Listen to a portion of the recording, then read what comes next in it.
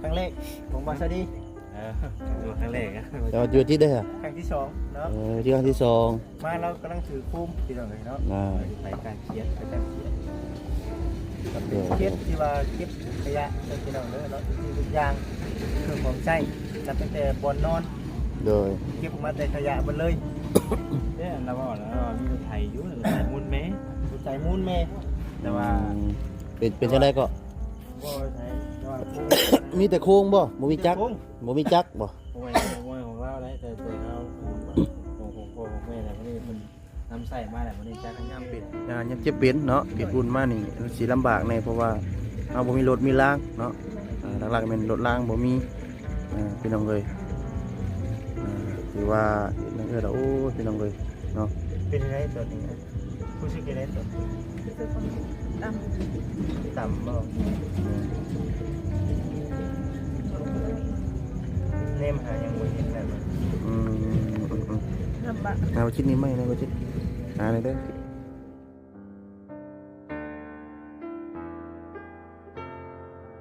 โดยคำมืดตื่นตาเด้อผมเป็นพี่น้อง FC เด้อเอาก่อนอื่นเด้อเนาะกับทักทายสบายดีผมเป็นพี่น้องทุกท่านทางลาวเนาะทางไทยทางต่างประเทศพี่น้องเลยพบพ่อกับทางบ่จิตคือเก่าเนาะมาแต่เดินทางเอาเครื่องเอาของให้กับทางแม่ตู้คูณพี่น้องเลยเนาะอยู่บ้านหนองหอยพุ่นแหละเมื่อนี้ก็มาคำแน่เนาะพอดีว่ามื้ออื่นนี้เด้อพี่น้องเด้อเนาะขึ้นเฮือนขึ้นซานขึ้นเฮือนใหม่ของทางแม่ตู้คูณเนาะทางบ่จิตพร้อมด้วยทางทีมงานเนาะก็เลยซื้อเครื่องของไปให้เราก็เลยเขียมขึ้นเฮือนเพิ่นนะพี่น้องเอ้ยมาเมื่อนี้เนาะทางบ่แสนเพิ่นก็มีเครื่องเนาะมาให้บ่จิตเองว่าสิมาให้แล้วลืมเนาะบ่ได้ถือมามีแต่รอบหน้าพี่น้องเนาะสิถือมาให้เพิ่นก็มีเครื่องของเนาะที่ทางครูบาเพิ่นมอบให้เป็นสะพานบุญให้รอบนี้ก็เลยเอาทางบ่แสนเพิ่นก่อนเนาะเดี๋ยวรอบหน้าเดี๋ยวบ่จิตมาเอาให้เพิ่นเนาะจังใดก็เป็นกำลังจิตกำลังใจให้นี่เด้อ พี่น้องเอ้ยสบายดีพ่อ ครับทางบ่จิตเนาะพร้อมด้วยทางทีมงานและก็บ่แสน โดย เนาะสบายดี โดย ครั้งแรกของบาซาดี ดูครั้งแรกนะ แต่ว่าอยู่ที่ได้ฮะ ครั้งที่สองเนาะ ที่ครั้งที่สอง มาเรากำลังถือคุ้มที่ตรงนี้เนาะ ไปการเขียน ไปการเขียนกับเป็นเก็บที่ว่าเก็บขยะที่ตรงนี้เนาะที่ทุกอย่างเครื่องของใช้นับตั้งแต่บนนอน โดย เก็บมาแต่ขยะหมดเลย เนี่ยเราบอกแล้วมีไทยอยู่หรือแต่มุนแม่ ใจมูนแม่ แต่ว่า เป็นจังไดก็ บ่ใช่แต่ว่าคุ้ม มีแต่โค้งบ่บ่มีจักร คุ้ม บ่มีจักรบ่ โอ้ยของเราได้แต่เราของแม่อะไรพวกนี้มันน้ำใส่มาแหละมันนี่จ้าคนเท่แต่ก็เลยบุ้มมีซื้อจักที่อย่างมาใส่นะ อ๋อ เลยไปเลยทีนี้จริงๆแล้วมันใช้ได้โ โค้งใช่ได้แต่ว่าจักรบ่มี นี่รถไม่ได้เดี๋ยวพอแกงเคยมีแต่ง่ายอยู่ จากมือสองมือหอดใช่ไหมครับหอดบ่มือได้มือเนาะหอด แล้วมันมือป้าแต่ธรรมดา โดย แม่ ที่ขายว่ามือแต่ว่าผมเคยถามเราจะมีอยู่แต่ แต่ขนาดของ มันจะมี เนาะแต่ขนาดของใหม่ยังหมื่นเนาะประมาณหลักหมื่นนี่แหละ เรามีแจ้งเดี๋ยวไปได้ปกติเราก็จะได้มีรถมีร่างทำมาหากินไป จริงจังสิสะดวกสบายแน่เนาะ สบาย คือปัจจุบันนี้เราเครื่องเราเอายังเก๋ใช่บ่เซ่ มันมีอะไรเนี่ยมันถูกเรา เช็ดทุกทีนี่บ่สวัสดีอ้ายเด้อ โอ้อาสามาทีเลย ตกเด้อ อันนี้เป็นลูกของทางอ้ายแล้วบ่ได้บ่ ลูก อันนี้บ่เพื่อนเดียวกันบ่ คน อ๋อ มาสั่นไปเนาะ ไปกันเนาะ เดี๋ยวขึ้นไปทำไทยเบิ่งทั้งเอื้อยเป็นก่อนเนาะ โดย อันนี้เพิ่นเอาลูกไว้ถ่าเล็กน้อยมันบุญเด้งเด้งกัน โดยเป็นไง ขออนุญาตขึ้นเพื่อน พวกกินไม่ได้พวกนี้ โดย โอเคเดี๋ยวดิ ก็หมดปวกกินเนาะ โอ้ยมากินข้าวแรง เอา กัน ไปขออนุญาตเด้อ มีหยังกินมานี่ รีบกินได้ สบายดีเด้อสบายดีได้บ่ว่าซะดิ อ้ยจ้ะ ฮะ ได้อยู่ มีแต่หยัง กระปูเด้ ว้ายมีกระปูน้ำพอก จับมีก่อนก็ได้ จับ จื้อได้อยู่บ่นี่ เจอ จื้อได้อยู่ อยู่ เออ ตั้งแล้วเอาใส่พี่น้องเลยเนาะครั้งแรกเอามื้อนี้สิเปิดโอกาสให้ทั้งบ่าวสดีกับ บ่าวคำถามไทยเลยมื้อนี้ อืม เอาเดี๋ยวคู่เกี่ยวหยังก็เพิ่น แม่นบ่ บ่คำครั้งแรกบ่จักอ่ะ ว่าไปมา2เทื่อเลยได้ นั่น เห็น นะ บ่สองเทื่อเนาะบ่าวคำเนาะ 2เทื่อเลย สองเทื่อนี้คือกันมีแต่ข่อยนี่เฉยเนาะผู้เดียวอันถือเลขนี่เป็นนี่ได้เอ้ยเป็นจุดเริ่มต้นคือได้ไปหาเก็บขยกขยักขายเก็บขวดขายเป็นมาจากไหนเนาะ กินนี่แหละจังไป โอ้ อยากปากมองเขากินก็บ่มี กันว่าบ่ไปเพิ่นให้กระติกกระตามเขาติ อื ไปก็ ม บ่มีกิน โดย อยู่ไม่กินเนาะ จักไฟสิให้ อืม กันอยู่บ้านน่ะบ่ บ่บ้าน โดย ไปเก็บเบนี่จักปีได้เฉยเอ้ย 2 ปีเลยเด้ 2 ปี โดย อ๋อคือเฮาไปขายนี่ได้หลายปานใด คันว่า มื้อหนึง เบียร์โลนึงก็20,000 20,000 ได้อยู่บ่ละโลน จ้าบางมื้อก็ได้บางมื้อก็บ่ได้ อ๋อ แต่ว่าเก็บมาโฮมกันไว้หลาย โดย ๆจังสิได้ เก็บเอามาทอนกันไว้ มาท่อนแต่ละมือเนาะลายจะไปขายที่เดียว โดย โอ้ มื้อนี้นี่ไปอ มื้อยู่ นี้ บ่ บ่ได้ไปขุดกระปู มันนี่คุดกระปู ไปขุดมากอะบ่คล้ายแหลกเขาแต่เอาเขาให้เขา อ๋อเอาไว้เลขเข้า โดย ก็เจ้า โอ้ เอาเข้าให้ก็เอาเนาะเด็กเขาเด็กน้ำ ปูเลขเข้าพี่น้องเลย อันนี้ก็มีถุงยังชีพเนาะ โดยพอดีไปทางบอเซน เพิ่นให้มา ให้มาเป็นเข่าวน้ำพร้อมแน่ โดย เนาะ โดย เป็นเข่าวเป็นโอ้ถือว่าได้อันน่ะหลายมือเติบได้ โดย คือจะได้ทดเวลาเนาะ โดย คือจะได้แบบว่ายื้อเวลาใช่ป่ะกันเนาะ ได้จักมือเสียเอ้ยซ้ำมึง ได้3-4มื้อ ประมาณ 3-4มืออ๋อ ประมาณ3 มื้อปะ คือทางเอื้อเนี่ยมีลูก5 คนบ่ โดย อ๋อกับผู้อ้ายผู้รุ่มนั้นเป็นผัวบ่ ผัวแล้วแหละ อ๋อผัวบ่อ๋อเอ้ยชื่อหยังก็ ชื่อมอน ชื่อมอน หมอน มอน ชื่อมอน หมอน ผัว โดย เจ้าน่ะชื่อ ชื่อกวาด กวาด อืดกว่า เอ้ยกวด แม่กวด อายุจักปีแล้วเอ้ย 30 30 ปีอ๋อทางอ้ายเพิ่นได้จ้ะ 35 35อ๋อเดือน5 ปี เนาะ โดยพี่น้องเลย สิแล้วนี่แม่นเบิดเด้อนี่เครื่องของมาจากขยุงขยะเบิดได้ เมื่อนั้นเห็นทางอันหยังเกาะบ่จิตบ่เห็นในคลิปเจ้าอันหยังเกาะอันหยังเนื้อปูก็เป็นคลิปมาแต่อันขยะบ่เอ้ยขออนุญาตนำเนาะแม่นบ่ โดย ที่นอนเพิ่น ที่นอนอืมเสื้อผ้าคือว่าเอาเก็บมานํกันบ่ เสื้อผ้าหน้าแพร่แม่นเบิด ทั้งเสื้อผ้าแม่น อื เบิด ม เป็นให้น้ำแน่ เพิ่นให้น้ำ เรื่องของเพิ่นอันซาลา แม่นก็ให้น้ำพร้อมเนาะหาเก็บน้ำแน่ เก็บน้ำ ตัวใดที่ว่า กะอีกว่าประมาณจักมื้อว่าสิได้ไปเฮ็ดหาเก็บอีก 3-4 มื้อแล้วแบบ 3-4 มื้อ ยังอยากเวียกงานไปซอยเวียกเพิ่นเด้ อ๋อ ซอยเวียกกับ เพิ่นเอาเขาให้เอาเขาของกินให้ ซอยเวียกก่อนช่วงนี้เนาะ นี่เวียกงาน เอา เนาะ บ่มีเงินไปซอยเพิ่นเลยซอยเหือซอยแห้งซอยน้ำจิต อ๋อ น้ำใจเพิ่นหาแล้วก็ไป ซอยแล้ว เสื้อเฮยจะแห้งแล้วเฮาก็บ่มีเงินเด้เนาะ มี อ่า แห้งนะ แต่ว่าก็เพิ่นให้จังเอาเนาะ โดย บ่ให้บ่เอา แม่นเดี๋ยวสิแบบต่อไปเอ้ยเนาะโดย เลย บ่บอกหรอกเนาะเราตักเอาโลดว่าซั่นนะ มือแหลมบ่แหลมมือแหลม มีแต่อันนั้นซะพี่น้องเอ้ยเนาะ มีเป็นให้จังเอาบ่ให้นะจ้า โดย โดยพี่น้องเลย แต่มีหน้าโทรตามพี่น้องเอ้ยเนาะบางช่วงหุบก่อนนั่นเด้ คือทางเพิ่นมีงานเนาะพี่น้องเลยเพิ่นมีงานแล้วก็งานหยังเกาะเพิ่นงาน เขาเปิดซื้อ โอ้ ๆงา เนี่ย นแบบงานดองงานบุญเด้ไปซอยเวียกเงินเป็นให้เขามากก็พอได้กิน โดย เมื่อวานนี่ก็ไปมาแล้ว โอ้ ได้เขา อืม ทานละเดิบกับถ้วยโลนึงเป็นไหนก็มาสิไปนี่แหละ โดย แล้วเป็นไหนสินพื้นนึงเมื่อวานนี่นะ เพิ่นให้สิพื้นหนึง โดย บ่ได้แก้เนาะ โดย สิได้เอาอีหยังก็ตามแต่เนาะบ่สู้ความดุมันเนาะว่าจิตแต่ว่าเฮาดุมันเนี่ยบ่อดตายหรอกพี่น้องเลยเนาะ ไปบริเวณจากมือ โด เพื่อน ย บ่คำเลยบ่เห็นเพื่อน อืม นี่ก็ว่าจะเป็นการเกลียดแหละ สิไปก้านเขียด ก็บ่ได้หยุดเลยนะ ก้านมากินบ่คือก้านมาขาย มาขายเขาก็เอา อ๋อไปแต่เก้านี่ไล่บ่เอ้ย ไล่อยู่กับปลาย อ๋อ บ่ได้แก่ ไปนี่ไปจักคนก็ไปบ่นํกันเบิดเลยบ่ ไปกับลูก2คนผู้ลงมาเย็น อ๋อ กันยังผู้น้อยก็อยู่น้ำพ่อเนาะ โดย ไปน้ำ ไปนั่นแต่ผู้ใหญ่นะเนาะอืม ในเรื่องทางครอบครัวเรานี่ก็ถือว่าอยากลำบากอยู่ได้ โดย เนาะถือว่าอดเอาแล้วบ่สู่ไปก่อน โดย ลำบากเวลาเขาเจ็บเขาเป็นแต่มันบ่มีลูกพาไป มีรถ อืม ไป สุดท้ายกับเพลเป็นกำลังขึ้นก็คือหารถไฟ อืมเวลายามเป็ดยามเจ็บเป็นเนาะเป็ดบุญมานี่สิลำบากแน่เพราะว่าเฮาบ่มีรถมีรางเนาะหลักๆเป็นรถรางบ่มีพี่น้องเอ้ยถือว่าเห็นนั่นโอ้พี่น้องเอ้ยเนาะ เป็นยังไงตัวนี้ผู้สึกยังไงตัว รู้สึกว่าต่ำ ต่ำบ่ เราก็ได้ เนมหายังบ่เห็นแล้วมัน อืม ลำบาก เอาชิ้นนี้ไหมนะว่าชิ้น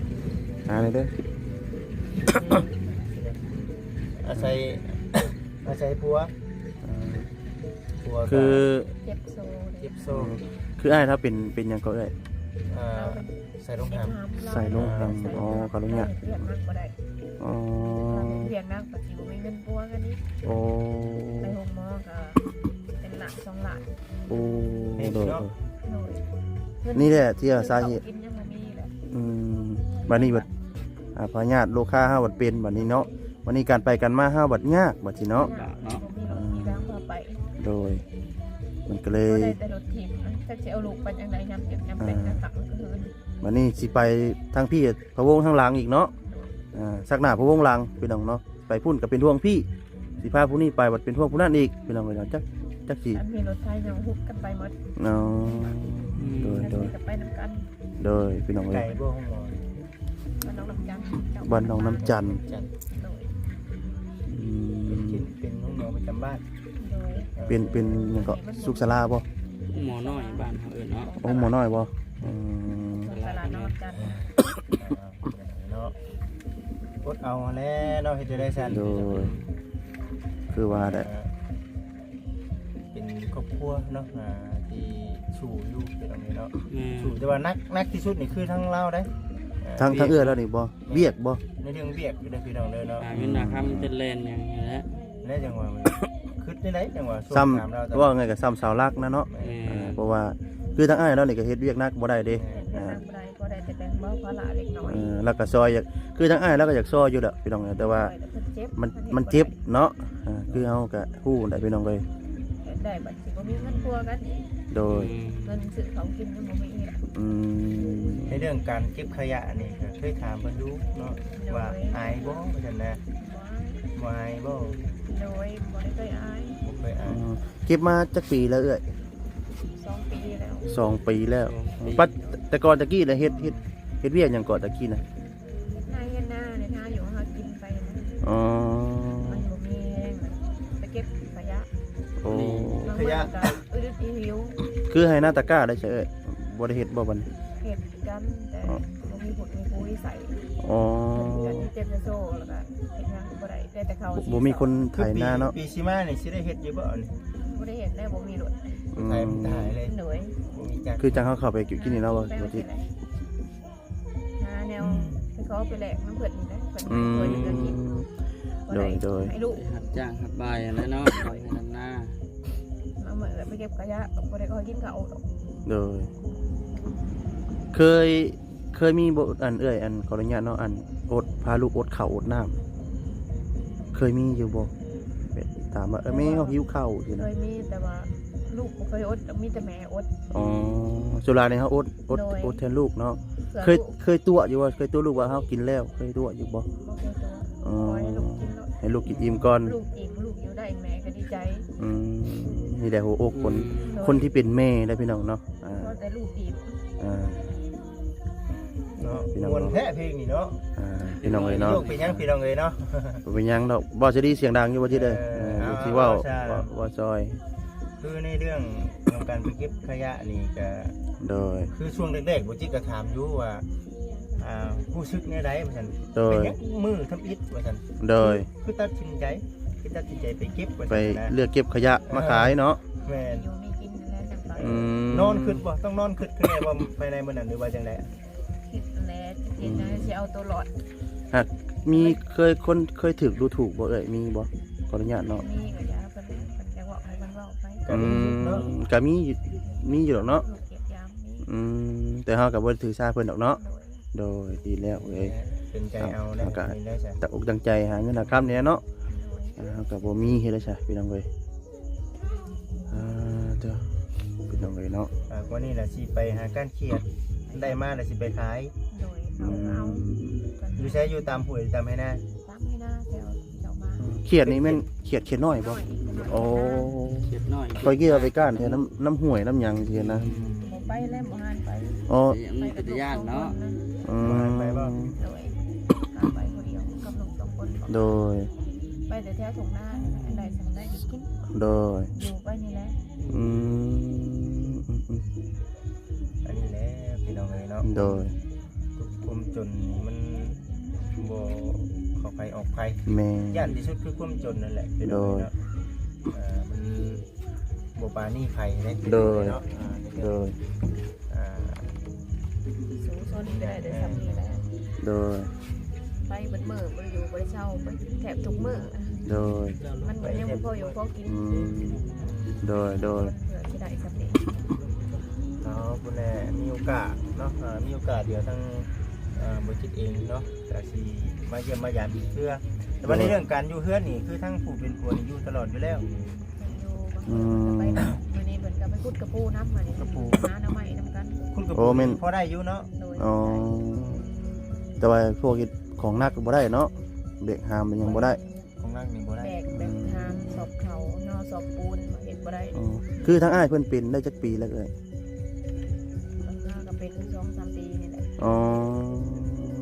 อ่า ก็อยู่ไปเป็นสิได้ โดยพี่น้องเอ้ยเนาะ มีเงินปัวกันเนี่ย อืม ก็บ่มี คือชุปัจจุบันนี้ก็หาเงินปัวเขาทั้งอ้ายเพิ่นเนาะ ผัวน้ำอยู่บ่ใช่เดี๋ยวนี้หรือว่า เพิ่ จังได๋ นก็ถ้าเพิ่นบ่เฮ็ดนักเพิ่นก็บ่ได้เจ็บ อืม ธรรมดา ถ้าหากว่าอยากหายเฮาต้องเฮ็ดจังได๋ก่อนว่าซั่น ต้องไปรักษา ต้องไปรักษา ต้องได้ ต้องผ่าตัดบ่หรือ ต้องได้ ว่ ผ่าตัดก่อน เพราะว่าเขาต้องได้อัน ยิบบ่ ยิบแล้วก็เอาส่วนที่มันนั่นน่ะ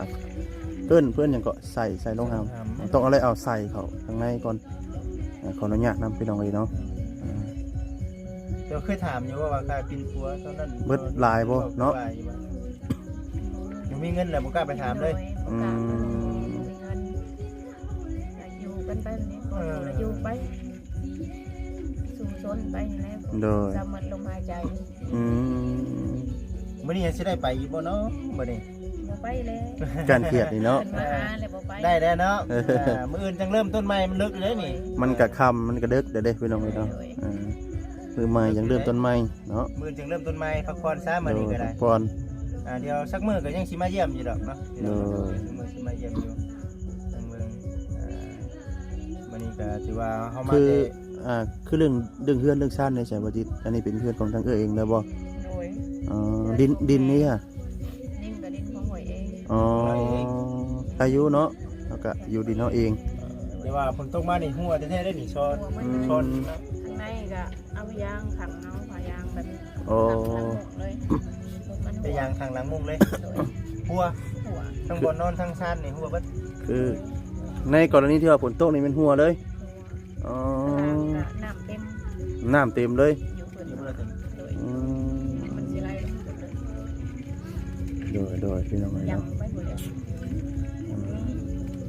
แสดงว่ายามฝนนี่ยากเลยเนาะ โดยลำบากไปมา อืม ประตูเจ้าเขามาก็ถ่วงมาได้ เปียกมาเลยแม่นบ่ เทียบอยู่ไว้เลย โดย สมบ่มีนี่นะ โดย อดไปก่อนเนาะอดไปก่อน โดย ไป สู้แบบนี้เฮาก็ได้ ก็เลยอยากมาถ่ายให้กับ FC ได้เบิ่งก่อน โดย ความเป็นจริงก็ค่ำแล้วแหละแต่ว่าก็พอดีมีเครื่องของนี่เฮาก็เลยมามอบให้ก่อน โดย เพื่อทาง FC ผู้เพิ่นติดตามผู้เพิ่นบ่จักก็มีได้พี่น้องเนาะว่าซั่นยังบ่ทันได้เคยเบิ่งเด้อบ่จิตเด้อว่าซั่นนะ โดย คนกับเว้ย โอเคมันก็ เห็น ทัน อ ได้ ยู่บ่ เห็น เจ้าเห็นคลิปอยู่บ่ เห็น เห็นทาง Facebook บ่หรือว่าทางใด เจ้าให้เบิ่งน้ำ อ๋อก็เจ้าให้เบิ่งน้ำ เออ โดยเจ้ามีคนทำเจ้าให้เบิ่งน้ำ โดยพี่น้องเอ้ย คนเด้อเสยเด้อสู้ๆไปก่อน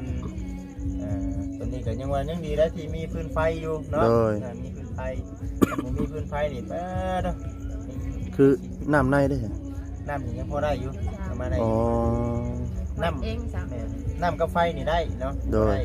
แต่ว่าในเรื่องเข่าหรือ เข่า ว่าบนอยู่บนนอนหรือว่าเครื่องของใช้นี่ถือว่า อ่า บ่อยากมีละเสื้อผ้าหน้าแท้แบบนี้นะ อืม ใน มี เรื่อง แต่เพิ่นให้มา โดย ในเรื่องความลำบากของเรานี่ก็มันจะมีอย่างก็ของขยะ โดย แต่ว่าในเรื่องขยะนี่มือล่าสุดนี่มือบ่เซนพ่อมันบ่ โดย มือเก็บนะคุณได้ เพิ่นบอก อืม จากนั้นมาก็มีแต่ไปหาคุดกระบอกกระปูเนาะ ยังเขียด ยังเขียด เครียดโอ้ บ่ได้แบกเขากิน โดย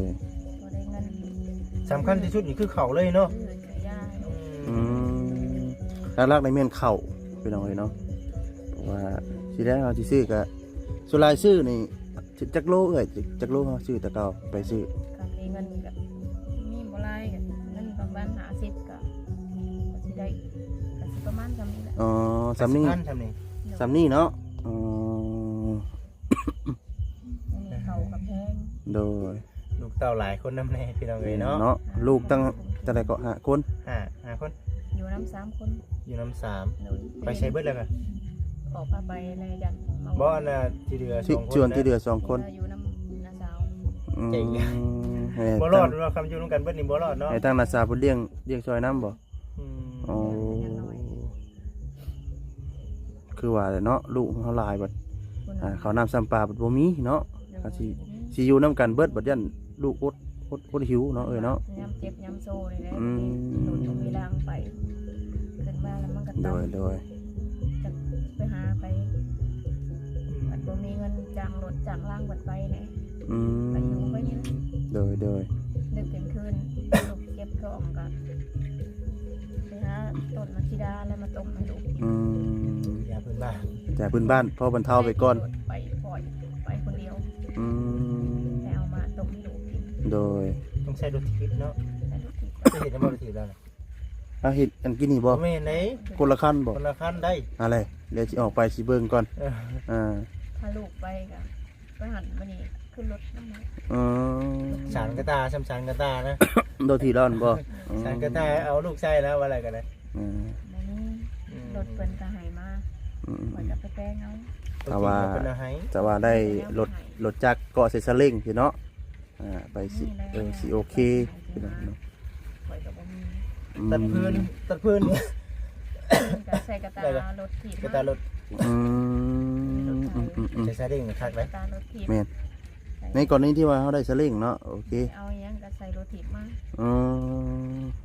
ตักน้ำ หลักๆนี่แม่นรถถีบเนาะ รถถีบมัด อืม มีอยู่มีกินกัน โดย ไปเลยลำบาก คนเฮา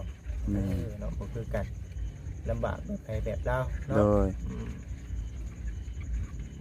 เนาะ ย เอาพูดไรซะเด้อเดี๋ยวมื้อหน้าเดี๋ยวสิได้มาแวะเวียนใหม่เนาะ โดย ว่ามื้อนี้เนี่ยครับแรกพี่น้อง ทำ เนาะ มันก็เลิกเลยเนาะ แม่นเลิกแล้ว มี มี แต่ แต่ ว่า ว่าอยู่ให้กินตามนี่เด้อนี่บ่มีได้กินกันนี่เด้เป็นปลากระป๋องนี่เด้เนาะแม่นบ่ โดย ปลากระป๋องน้ำแน่พี่น้องเนาะ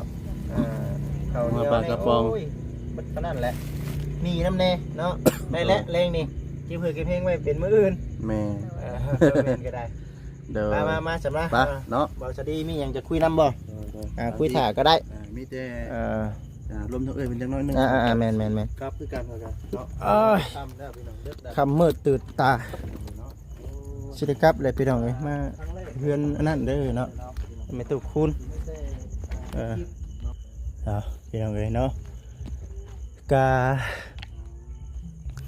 สีประมาณนี้เด้อพี่น้องเด้อเนาะทางบริจิตเองก็สิได้ขอตัวจบคลิปก่อนเนาะเดี๋ยวมื้อหน้าเนาะเดี๋ยวสิได้เข้ามาหาเพิ่นใหม่มื้อนี้ก็ถือว่าดึกพอสมควรเลยได้พี่น้องเอ้ยเนาะมาแต่เพิ่นไม่ตู้คูณมื้ออื่นยังสิผ่านมาทางนี้อยู่พี่น้องเนาะเดี๋ยวสิคันว่ามาแต่ไวเนาะมาแต่ไวเดี๋ยวสิแวะมาหาเราขึ้นไม่ตู้คูณเนาะวันที่25มื้ออื่นนี่แหละยินดีนำเรา สำหรับทางครอบครัวเพิ่นนี่ก็เอาอิงตามบุญวาสนาเพิ่นเด้อพี่น้องเด้อเนาะอิงตามบุญวาสนาเพิ่นฝากทางพ่อแม่พี่น้อง FC พิจารณาเบิ่งเด้อพี่น้องเอ้ยเอาสำหรับคลิปนี้เนาะ ขอกล่าวคำว่าสวัสดีพี่น้องเด้อ